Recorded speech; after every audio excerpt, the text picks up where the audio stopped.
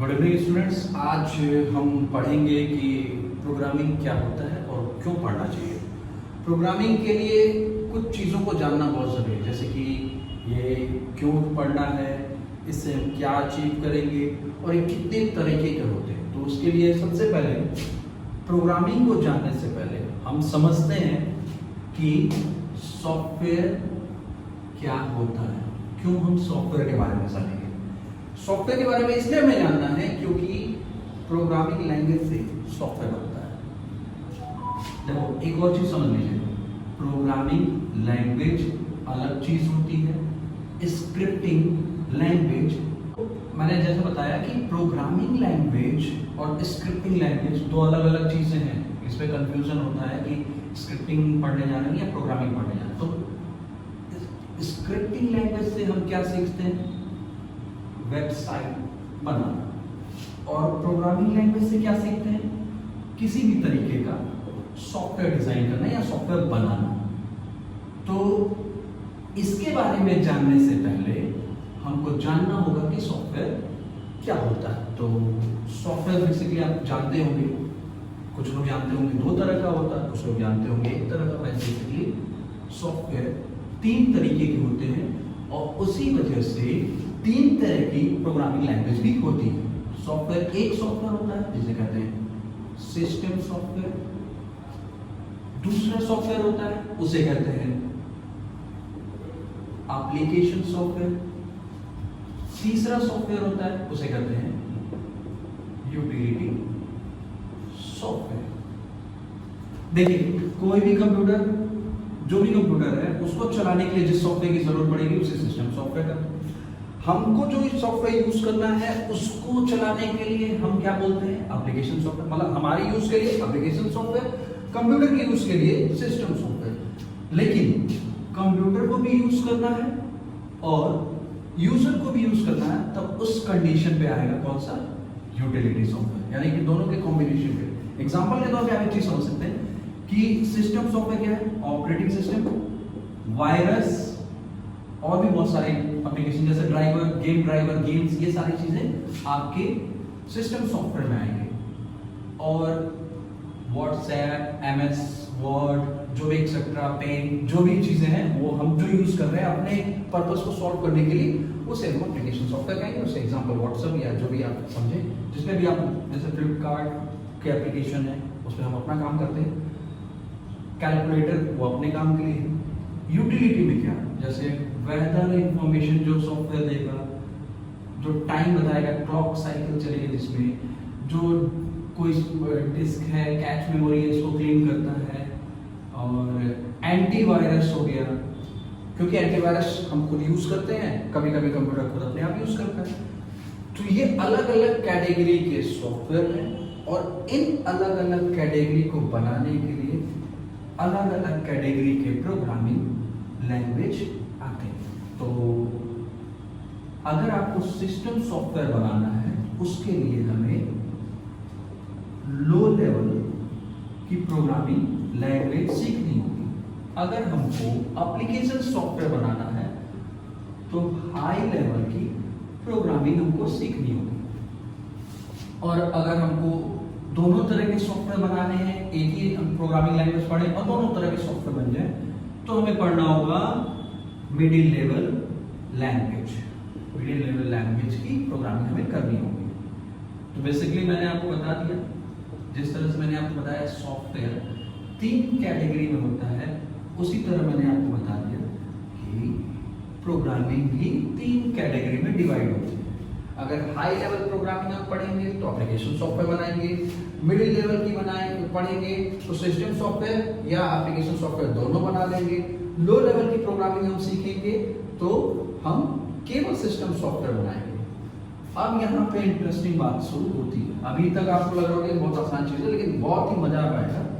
देखिए इसका एग्जाम्पल क्या है, लो लेवल प्रोग्रामिंग लैंग्वेज का एग्जाम्पल क्या है, लो लेवल प्रोग्रामिंग एग्जाम्पल है सी। उसके बाद आता है पास्कल। बहुत सारे और भी पुराने हैं, जैसे कि एबीसी नाम का प्रोग्रामिंग लैंग्वेज था, बेसिक नाम का कुछ प्रोग्रामिंग लैंग्वेज था, सेट लैंग्वेज थी। तो अभी फिलहाल सी लैंग्वेज के बारे में तो आप थोड़ा बहुत फैमिलियर होंगे, नाम सुना होगा सी लैंग्वेज के बारे में। सी लैंग्वेज से केवल और केवल सिस्टम सॉफ्टवेयर बनेगा। यहां की बात कर लेते हैं C++ से हम एप्लीकेशन सॉफ्टवेयर भी बना लेंगे और सिस्टम सॉफ्टवेयर बना लेंगे, मतलब उस दोनों काम करता है, उसी को यूटिलिटी कहते हैं। तो मतलब हम वो हर सॉफ्टवेयर इससे बना सकते हैं, हर तरह के सॉफ्टवेयर C++ से बना सकते हैं, लेकिन C से हम ये वाला सॉफ्टवेयर नहीं बना पाएंगे। ठीक है, यहां पे आता है पाइथन, C#, हैश को शार्प पढ़ा जाता है, J# और जावा। ये कुछ फेमस प्रोग्रामिंग लैंग्वेज है। इन प्रोग्रामिंग लैंग्वेज को अगर आप पढ़ते हैं तो आप केवल सॉफ्टवेयर इंजीनियर अगर बनेंगे, मतलब सॉफ्टवेयर बना पाएंगे, तो केवल एप्लीकेशन सॉफ्टवेयर बना पाएंगे, बाकी कोई सॉफ्टवेयर नहीं बना पाएंगे। अगर आप C++ सीखते हैं तो आप ये भी बना लेंगे, ये भी बना लेंगे, लेकिन याद रखिएगा बहुत रिलायबल वो नहीं रह पाते, बहुत अच्छी तरीके से उनका चलन नहीं है, फेमस नहीं है। मतलब एक तरह से ये समझिए सी के बने हुए सिस्टम सॉफ्टवेयर बहुत चलते हैं, लेकिन एप्लीकेशन सॉफ्टवेयर नहीं चलते, इसलिए लोग इसको कम प्रेफर करते हैं। क्यों कम प्रेफर करते हैं? सिस्टम सॉफ्टवेयर जो होता है वो बड़ी बड़ी कंपनियां बनाती है, इसमें बड़े बड़े ग्रुप टीम ये लगते हैं, इसको बनाने के लिए एक सिंगल बंदा भी काफी है। इस वजह से, और ये हर काम में यूजर, मैक्सिमम काम यूजर अपने काम के लिए सिस्टम सॉफ्टवेयर नहीं चलाएगा, कंप्यूटर कुछ सॉफ्टवेयर दे दो वो चलना स्टार्ट कर देगा। लेकिन अगर ये सॉफ्टवेयर नहीं रहेंगे तो इस सॉफ्टवेयर का क्या मतलब है? दूसरी चीज, सी लैंग्वेज सबसे ज्यादा क्या किया जाता है? सी लैंग्वेज से सबसे ज्यादा जो बनाया जाता है वो वायरस ही है। वायरस, सी लैंग्वेज से सबसे ज्यादा वायरस बनाए जाते हैं, ये चीज याद रखिएगा। ये प्रोग्रामिंग लैंग्वेज भी सी और सी से बना है, ये वाला भी इसका सक्सेसर है। ये सी से नहीं बना है, ये भी सी और C++ से नहीं बना है। इस वजह से कभी सिक्योरिटी वाले सॉफ्टवेयर जैसे पेटीएम, गूगल पे या फिर कोई भी मनी से रिलेटेड स्टॉक मार्केट की कोई एप्लीकेशन है, कुछ भी आप अगर आप देख रहे हैं तो वो जावा से ही बनेगा। दूसरी चीज, एप्लीकेशन सॉफ्टवेयर अगर मशीन लर्निंग का काम है, आर्टिफिशियल इंटेलिजेंस, या फिर आपको किसी भी तरीके का गेम बनाना है, काफ़ी तेज़ी से बनाना है, या फिर आपको ये चाहिए कि हम किसी भी यूज़र का, किसी भी एम्प्लॉय का इंफॉर्मेशन काफ़ी आसानी से एक्सेस कर सकें, या फिर हमको एक पर्सनल असिस्टेंट बनाना है, तो इसमें पाइथन में जितनी आसानी से बना लेंगे उतनी जावा, C# या जावास्क्रिप्ट या अदर प्रोग्रामिंग लैंग्वेज में नहीं बना पाएंगे। तो मैंने बेसिकली आपको कैटेगराइज किया कि हमें प्रोग्रामिंग लैंग्वेज कौन सी पढ़नी चाहिए, क्यों पढ़नी चाहिए, मोटिव क्या होना चाहिए, और किस किस किस काम से कौन कौन सी प्रोग्रामिंग यूज है। लेकिन एक चीज बता दे रहा हूँ, अगर आप सी पढ़ रहे हैं, लोग बोलेंगे कि सी प्रोग्रामिंग आसान है, ये आसान नहीं है।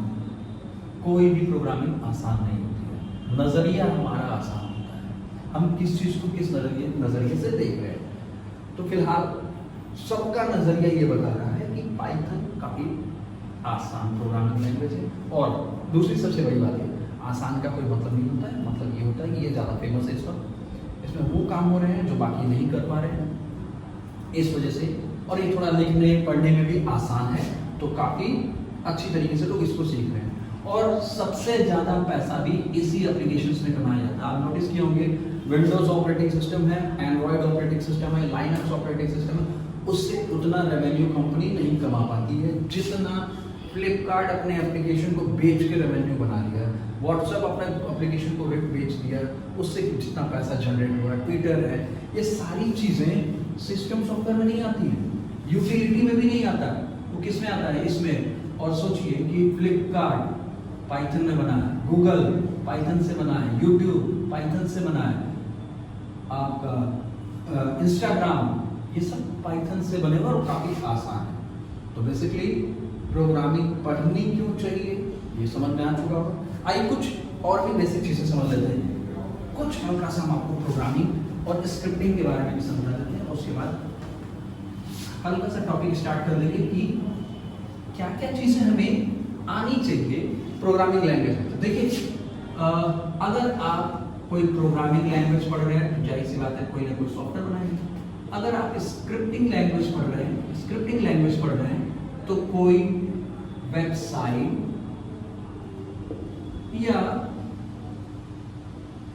वेब ऐप या फिर IoT इंटरनेट ऑफ थिंग्स से रिलेटेड कोई भी काम कर रहा है, अगर आपने स्क्रिप्टिंग लैंग्वेज पढ़ा है, मतलब एक ब्राउजर है, इस पे कोड आएगा, रन होगा और तुरंत आपको वो चीज डिस्प्ले करके दिखा दी जाएगी। यहाँ क्या होता है, एक सॉफ्टवेयर हम पहले कोडिंग करते हैं, उससे रिलेटेड हम सॉफ्टवेयर बनाते हैं और उस सॉफ्टवेयर को हम दुनिया में सेल आउट करते हैं या फिर उससे रेवेन्यू बनाते हैं किसी भी तरीके से।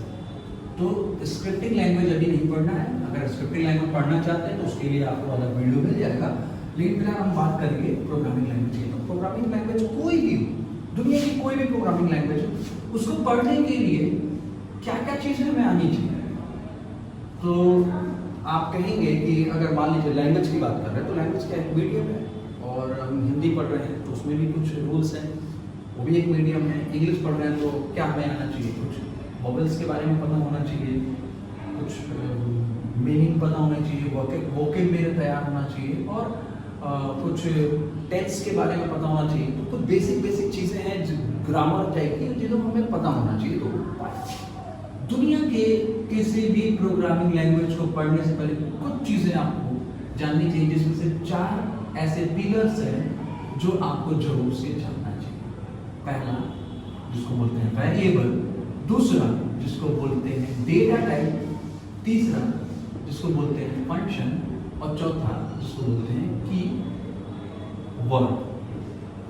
तो अगर ये सारी चीजें आप चारों चीजों में आपको थोड़ा भी जानकारी है, एक प्रोग्रामिंग तो आपकी तैयारी। कोई भी आप पाइथन पढ़ लो, हाई लेवल पढ़ लो, मिडिल लेवल पढ़ लो या कोई भी लो लेवल पढ़ लो, ये जरूरी नहीं है कि हाई लेवल के लिए है या फिर मिडिल लेवल के लिए। आपको पता होना चाहिए वेरिएबल, आपको पता होना चाहिए डेटा टाइप, आपको पता होना चाहिए फंक्शन और आपको पता होना चाहिए कीवर्ड। तो देखिए कुछ बेसिक चीजें हम बता दे रहे हैं, इसको एक्सप्लेन करेंगे नेक्स्ट वीडियो में। वेरिएबल कोई ऐसी वैल्यू जिसमें कोई वैल्यू आके स्टोर हो। देखिए यहाँ पे जो वैल्यू है इसको बोला जाएगा वेरिएबल, इसको बोला जाएगा कांस्टेंट। ये 1 है और ये a, हम कुछ भी लिख सकते हैं यहाँ पे। ध्यान देने वाली बात क्या है, वेरिएबल का काम क्या होता है, एक छोटा सा मेमोरी ब्लॉक जिसका नाम होगा a और उसके अंदर आ जाएगा 1।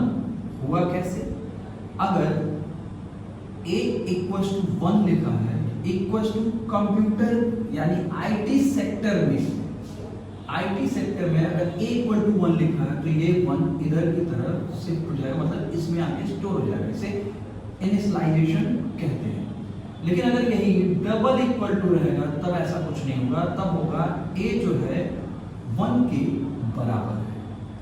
तो ये याद रखिएगा, वेरिएबल हमेशा उसके साथ कोई डेटा टाइप या कोई वैल्यू लगाई जाती है। दूसरी चीज, वेरिएबल का मतलब होता है इसकी वैल्यू फिक्स नहीं होगी और ये एक छोटा सा 32 बिट का मेमोरी ब्लॉक है।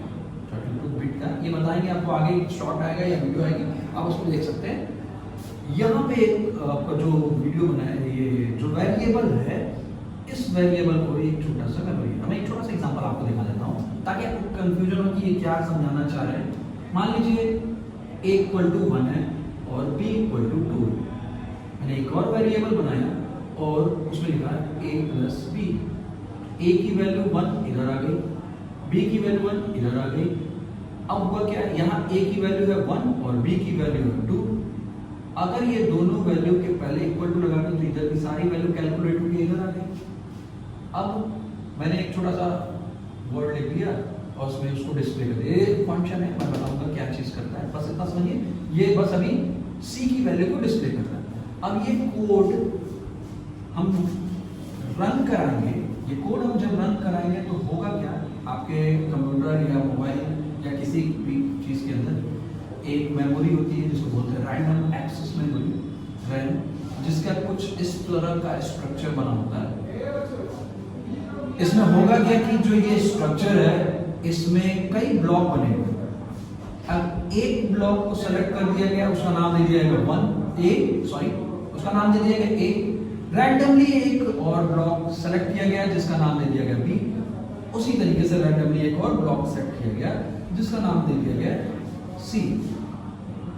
जब हम ये कोड रन कराएंगे तो रन टाइम में ये डिसाइड होगा कि ये जो वेरिएबल है ये एक मेमोरी ब्लॉक है और उस ब्लॉक में ये रखी हुई वैल्यू जाएगी। तो अभी आपने वेरिएबल के बारे में पता, डेटा टाइप के बारे में आगे पढ़ेंगे और बाकी चीजों के बारे में आगे पढ़ेंगे। बस छोटा सा इंट्रोडक्शन देता हूँ। डेटा टाइप का मतलब अगर ये 1 है तो इसको इंटीजर पढ़ेंगे, लेकिन इसी के आगे अगर पॉइंट लगा दिया गया तो ये दूसरा तरह का डेटा बन जाएगा, इसको फ्लोट पढ़ेंगे।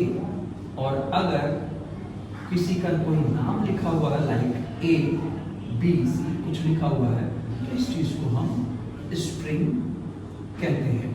तो फिलहाल अभी के लिए इतना ही, आगे फिर हम मिलेंगे। तब तक के लिए अपना ख्याल रखें और ध्यान देके पढ़ते रहें। Thank you.